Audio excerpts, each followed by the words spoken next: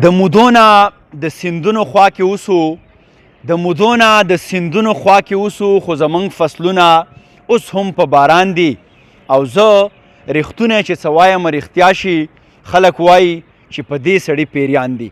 قدرمنو د سټیزن جرنالیزم په لړۍ کې دا مهال افسر افغان د پنجکوړې د سیند په غاړه هغه یخ بادونه چې د چترال د باجوړ او د تیمرګرې د غرونو نه راځي په ما باندې لګي. دغه زمونږه د پښتون وطن ښکلا ده.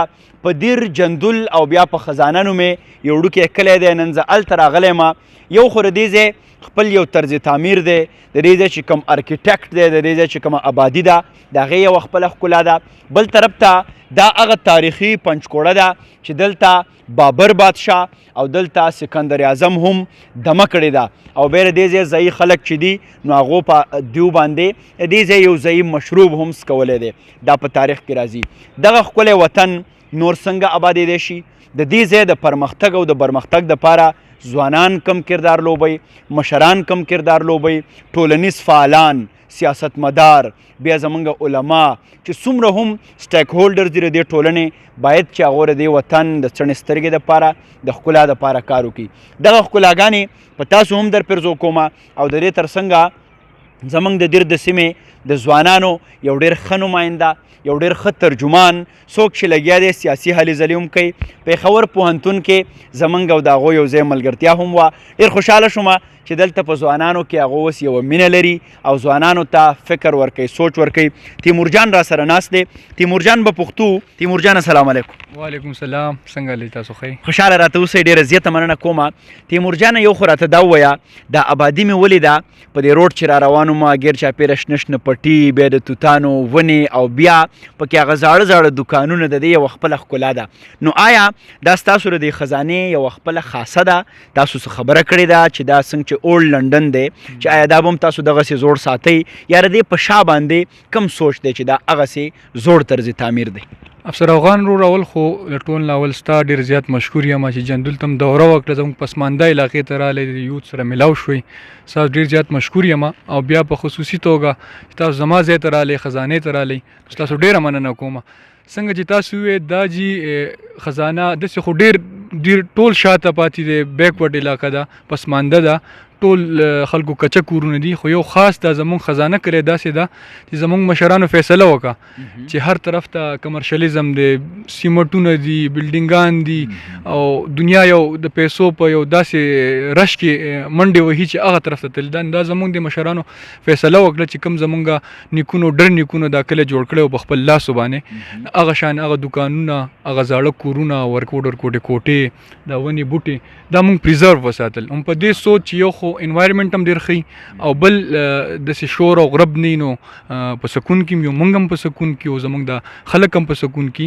او دا کلی خو تاریخ ډېر په تاریخ کې ډېر یادېږي. اوس هم دا خلک زموږ چې کوم د جندول بره علاقو خلک دي یا د بره دیر علاقو خلک دي، ښکته نه خلک دي، اکثر دلته سیل له راځي، خو هغه شان سیلګري نه راځي. څه حکومت هم هغه شان توجه د کلي نه ده ورکړې، د علاقې له نه ده ورکړې. نو موږ خپل یو هڅه کوو، دا ونې بوټي دي، ښایسته کلی دی، نو هر چاته دا درخواست کوو چې هر چاته دا دغه دی چې څوک هم راځي موږ به خپله حجره کې مېلمستیا کوو چې دې ځي د ښکلا هم هغه شانې پاتې شي او هغه شانې اصیلګري مزې ترې واخلي. خوشحاله اوسئ. ډېره زیاته مننه کومه تیمورجانه. او د تیمورجان دغه بلنه دا په شعر کې تاسو ته وایم چې ښه په ډاډه زړګي راځئ یارانو، سترګې په خپلو بڼو نه درنیږي. نو دی غواړي چې دا ټول خلک راشي او یقینا د دغه خلکو سره سیلګري هم راتلی شي او هغه د دې ځای ځایي اقتصاد چې دی نو په هغې کې یو فعاله کردار لوبولی شي. اظهار جان زمونږ یو ډېر خوږ یار د دیر یو فعاله ځوان دی او ډېرې منډې ترړې وي. چېرته چې موږ دیر ته راغلي وو نو دې ځوان به ځان هغه غونډې ته رسولی وي. اظهار جانه اول خو مې سلام واخله. وعلیکم سلام افسر جانه، د زړه د تله درته هرکلی وایم، په خیر راغلی. خوشحاله اوسې. ډېره زیاته مننه دې کومه چونکې ته خپله هم ځوانې او د ځوانانو سره د ډېر تړون هم دی، بیا ځان هر ځای ته رسې، بیا په شعر هم مینې.